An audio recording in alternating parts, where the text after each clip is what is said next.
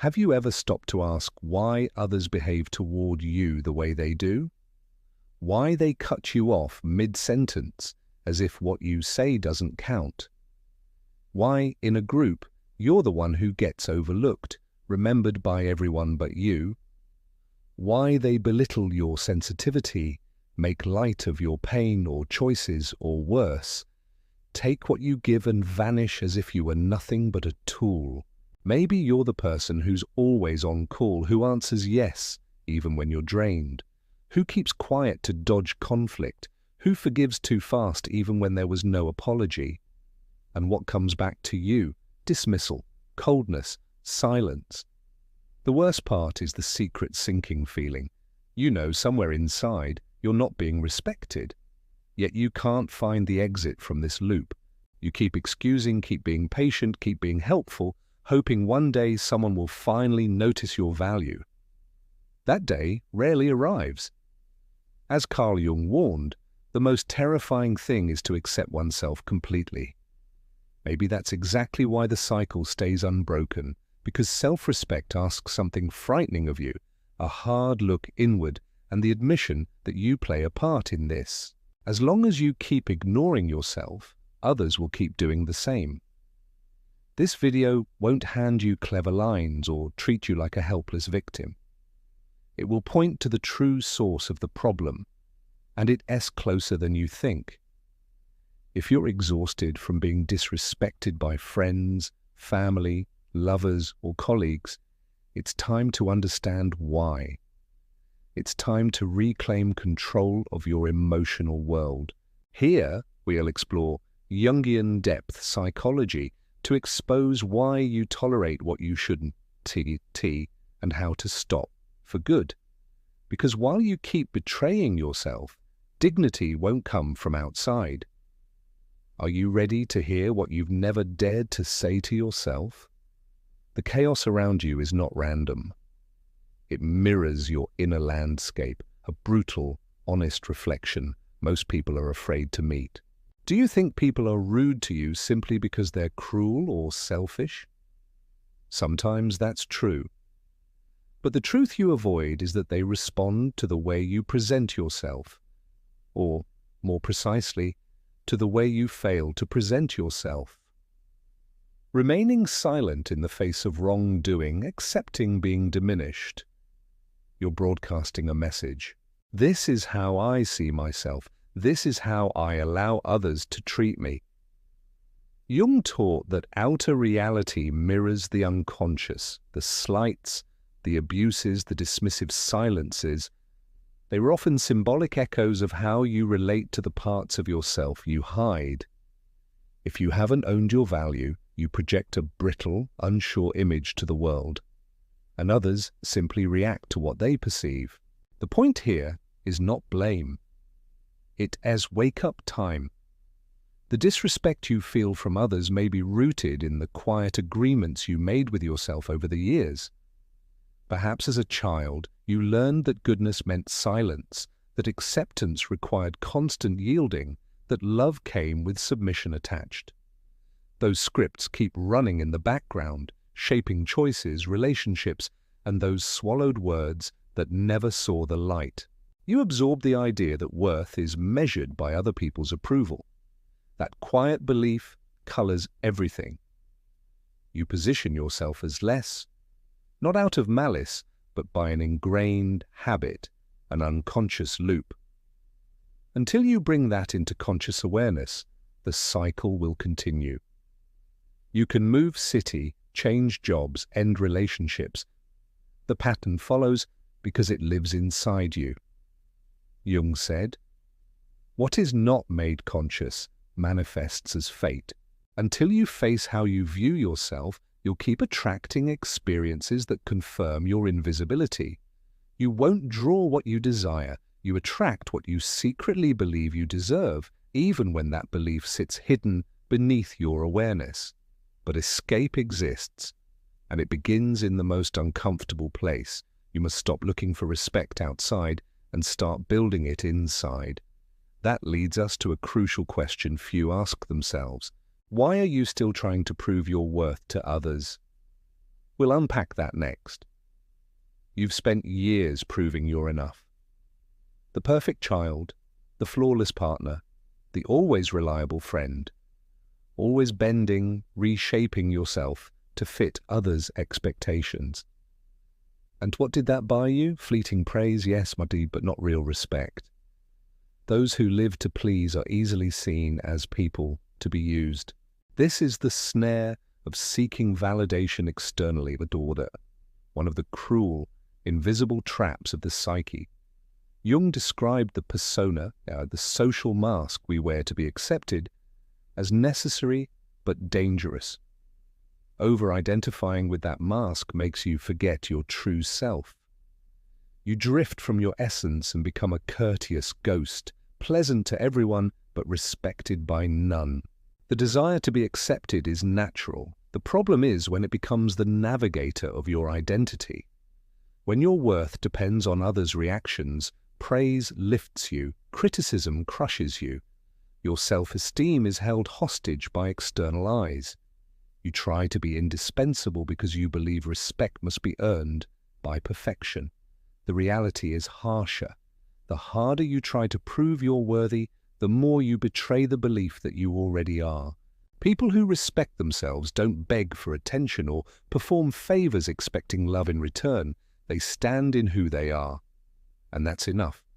They don't wipe out themselves to be liked. They're willing to displease when necessary because they understand integrity sometimes costs discomfort. To reach that place, you must overthrow a deeply held myth that respect must be earned from others. It doesn't. You must reconstruct the respect you lost for yourself years ago. When that inner repair happens, others' gaze stops being a verdict and becomes merely a reflection. But it begins with a choice, a small, terrifying act that is often the first real step, saying no. Next, we'll look at the decisive moment when you set boundaries and finally put yourself back at the center, because respect starts there. Learning to say no can be the most radical form of self-care. If this resonates, hit subscribe and join the channel. Thank you for your support. You were conditioned to equate being good with never contradicting anyone, to think love equals self-erasure. That's why when something bothers you, you swallow it. When boundaries are crossed, you stay mute. When you're hurt, you forgive before the other person even recognizes the harm. You tell yourself this is maturity, compassion, balance. In truth, you're erasing yourself bit by bit. The world does not honor those who don't honor themselves. Respect is not requested, bargained for, or pleaded for. It's asserted. And assertion need not be violent. It must be firm, precise, and non-negotiable. It begins with a word many fear: no. Saying no is the first concrete step towards self-respect. It signals to the world and to your own heart that you have limits that one can be crossed, that your energy isn't on the market, that your time and well-being matter.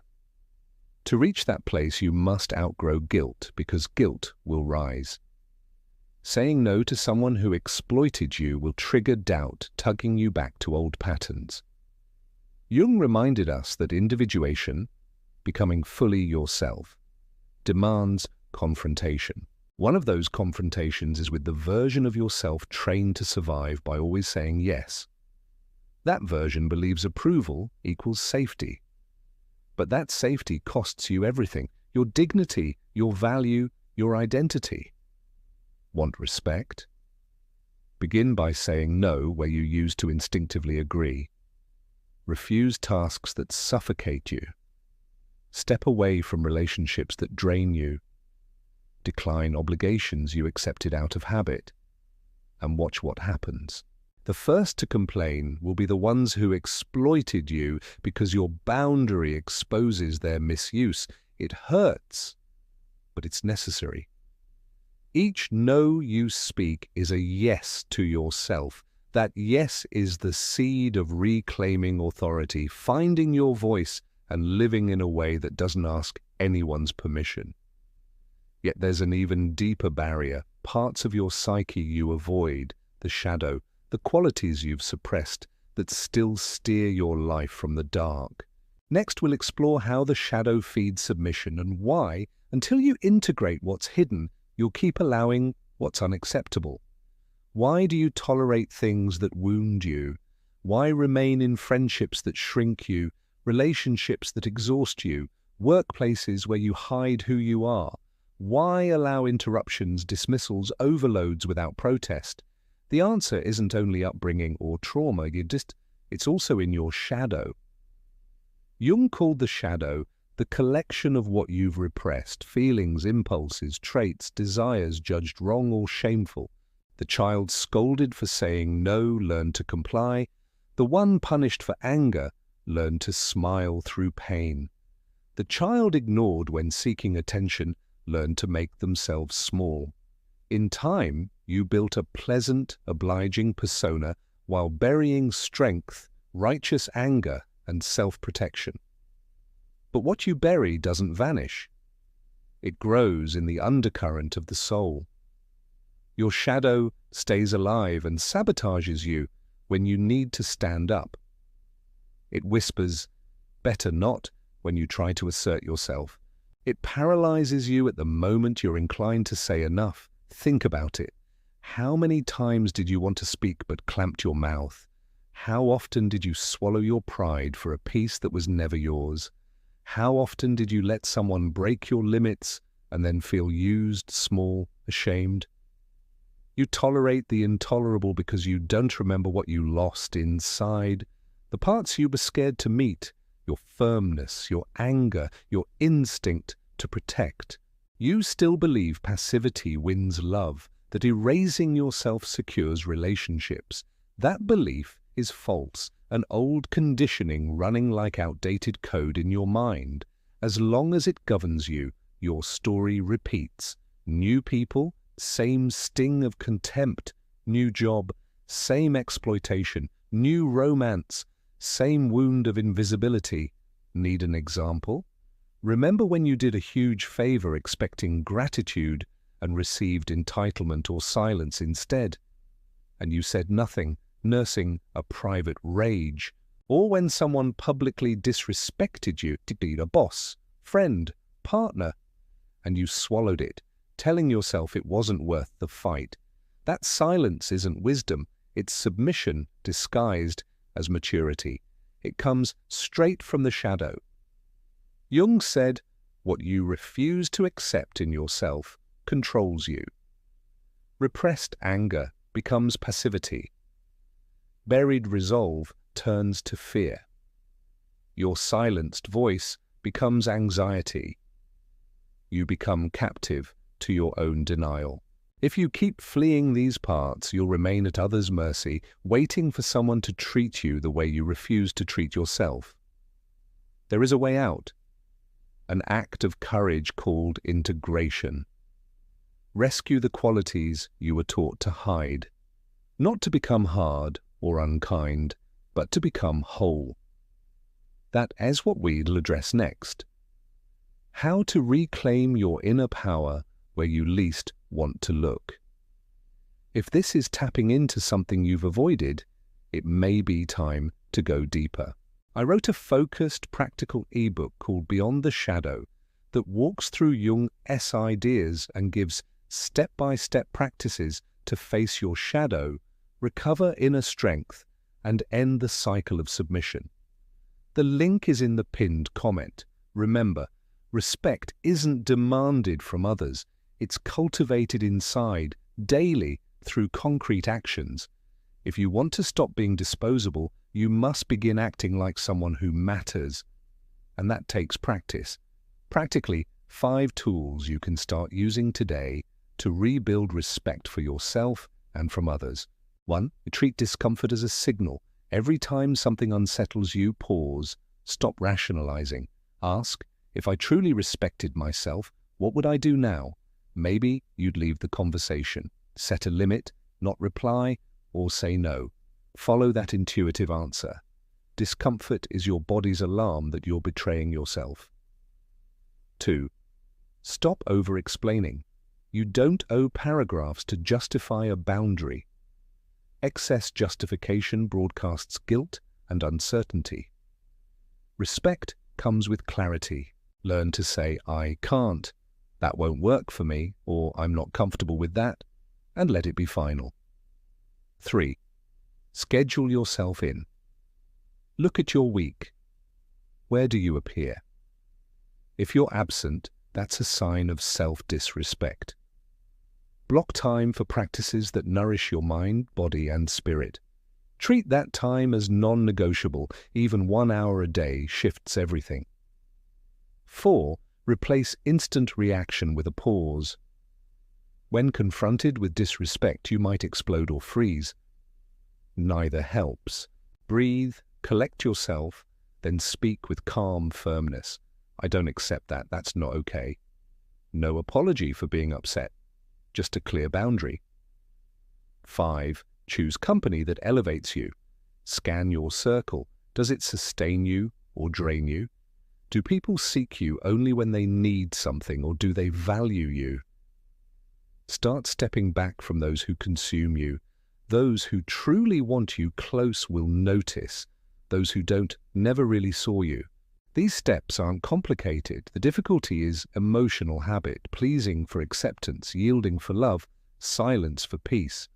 Rewiring these patterns takes repetition, resolve, and patience. Small acts of self-respect add up until big violations become impossible. There is one last force that can pull you backward: the fear of being alone. Emotional dependence is the final chain that keeps you from living honestly.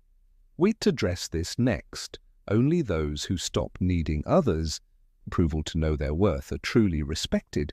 Stop blaming others for not changing or for not noticing you. The world isn't blind. It's responding to how you show up. You want to be heard, yet keep quiet. You want value, yet accept crumbs. You want priority, yet place yourself last. Jung said, "Until you make the unconscious conscious, it will direct your life and you will call it fate." The disrespect, the painful relationships, the repeating cycles, these are not bad luck. They reflect your relationship with yourself. Outer change follows inner reorganization. You don't have to harden into someone cold to earn respect. You must stop begging for love through obedience. Stop reshaping yourself for atmospheres that choke your authenticity. Above all, learn to be comfortable being alone. Wholeness permits solitary company.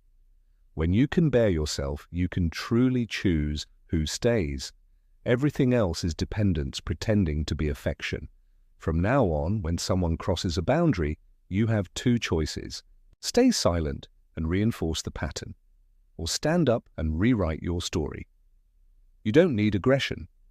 You need truthfulness. When you respect yourself, your energy, posture, and gaze shift, and the world responds. Respect begins inside. When that shift happens, asking becomes unnecessary. Respect becomes inevitable. If this video touched something you usually avoid, comment, "I choose to respect myself." Let that be your first public promise to yourself. If you want to continue, watch the next video. It goes deeper. Dive in. You deserve to reconnect with who you are.